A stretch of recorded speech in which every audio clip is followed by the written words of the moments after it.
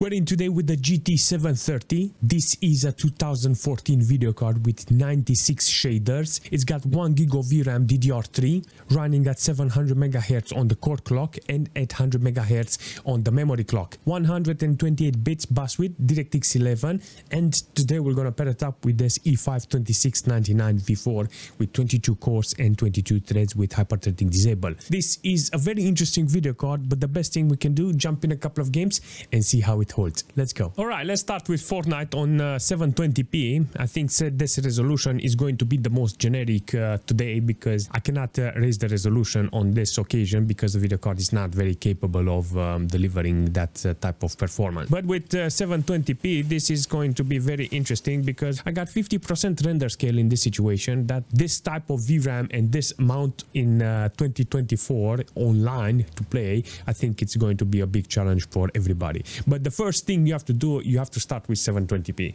From here, you're gonna put it to 50% render scale and you're gonna see that the video card it's almost capable of delivering some entertainment. Definitely, it's on the right direction when it comes to performance here. Seriously. So 50% render scale, it looks horrible, but it does give you almost 60 FPS. In some cases, 100 FPS, but you have to look at the ground and stuff like that. Whenever you don't have any texture or stuff to load, then you're gonna get that type of performance. But the moment you start playing and you have to fight people and you see a lot of texture, foliage, you know, you're gonna drop to 60-70 FPS on average.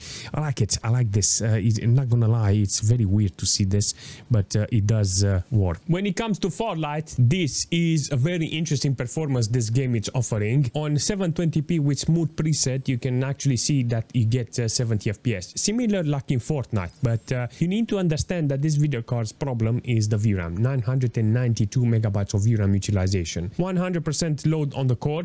This is one of those situations in which the video card cannot do more than this amount of FPS. Now, in order for you to gain more FPS in a game like this is by lowering the resolution on desktop. That is from 720p to 1024. Then you will be able to get the best out of this. In this situation with 720p with lowest quality, I mean smooth preset, you get 200 watts utilization from this computer and it's doing a fantastic job. But on the system side, I got 9.7 gig of system RAM utilized here with nearly 40% load on the CPU with 38 degrees. Fantastic performance overall, and I think this is one of those situations in which you can see that it's almost capable of delivering. If we're jumping in Dota with a GT 730, you need to understand how this video card is performing and if it's possible to actually play the game.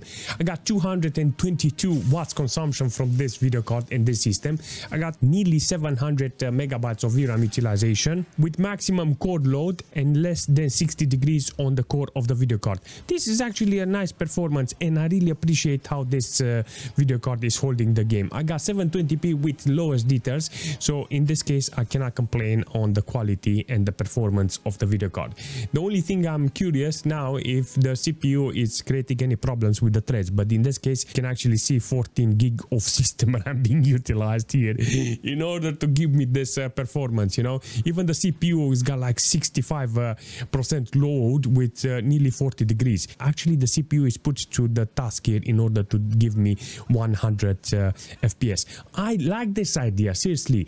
The moment the CPU is bottlenecking, I will say, you know what, this is actually cool, seriously. This is going to be a very strange test because I barely got 30 FPS here with Crossout. I put legacy GPU activated, the menu in this case, and still don't have playable FPS. In order to try to put playable FPS, I have to put this render scale to maybe, let's say 50%. Let's try with 50% render scale. 50% render scale with 720p and legacy GPU still doesn't give me this amount of FPS I want. Look at this. You can actually see that this is the type of problems I will get every single time I'm going to use this video card. 1 gig of VRAM limitation. That's it. I think the biggest test will be to put this video card in a game with a lot of players, because the moment I have a lot of players in a lobby, you will notice that I will keep having 40-50 FPS on average.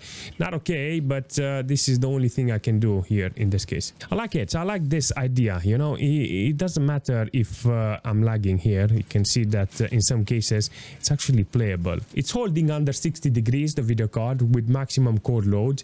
The VRAM, it's in between 950 and 1 gig of VRAM utilization. It's struggling to keep this game on 60 FPS, but there is nothing you can do here, you know. This is the amount of performance you will get in this case. If we're jumping in War Thunder with this video card on 720p with minimal details, I barely have 50 FPS on average. Seriously, maybe this game is not for this video card. Seriously, in this case you can see that I got nearly 900 megabytes of VRAM utilization, barely holding in this case the 60 FPS. I'm not calling this playable because it's not, and it's very hard to actually play the game like this. 40-50 FPS on average with this, maximum load on the core. Maybe if you put it 1024, it's gonna be almost there with playable FPS. The system doesn't have any problems. 9.1 gig of system RAM utilized, less than 30% load. All in all, it's good. I think the less people there are on the map, it's much better. Maybe if I look at the ground, I'll get more FPS. 87 FPS. I was disappointed on War Thunder how it utilizes this video card. Seriously, I was shocked that I had that performance. You know what? I'm not gonna stop there because I want to jump in World of Tanks with 1080p with minimal details, and you can actually see I get 100 FPS. It's very fluent, you know. In this case, you can see with minimal details I got 100% load on the core, but I got only 700 megabytes of VRAM utilization. If you want to play some warfare with this video card between War Thunder and World of Tanks, this is better for your low-end GPU. 61 degrees on the video card is good. I got 725 megabytes of VRAM utilization, 10.2 gig of system RAM utilized. All in all, this is good. This is a good performance from this video card. The system doesn't have any problems, but I'm very surprised. Look at the CPU, how much performance it's got. It's got 70% load on the CPU. What? GTA 5, 720p, normal details, but I had to put 50% render scale. Frame scale was cut in half in this case in order to get 60 FPS with 900 megabytes of VRAM. So in this case, I will call this the biggest win this video card managed to get. But I'm 100% sure the moment I reach the street, the VRAM is going to be in pieces. The frame time is going to be everywhere. This is something you will get every single time you want to start the game, you know. The FPS it's almost there, but yeah, when it comes to the frame time, you're gonna see that it's gonna spike. Maximum VRAM utilization, maximum core load. The temperature on the video card stays around 55-56 degrees with intent of going to 60, but in this case you're gonna see that it's very hard to make this video card run with playable FPS. It's very interesting, but do remember this video card is cheaper than the game itself. To be fair, I just wanted to jump into this game to see how it's running. I tried to it from ultra on maximum details, and I keep dropping in the quality until I managed to reach minimal. 720p on lowest quality, you can actually see the video card it's delivering 60 FPS. I mean 60 FPS is locked here, but in this case you get only 70-80% load on the video card score. 52 degrees with 100% fan speed because I have to put this fan on maximum because I want to keep the GPU as cool as possible because I have to test them every single time, and if they are stressed with automated fan speed, there is no point because I'm gonna destroy them every single time. 400 megabytes of VRAM utilization. It's got 1 gig of VRAM, and in this case you can see 215 watts consumption from the whole computer. This is the generation of games this video card can actually hold.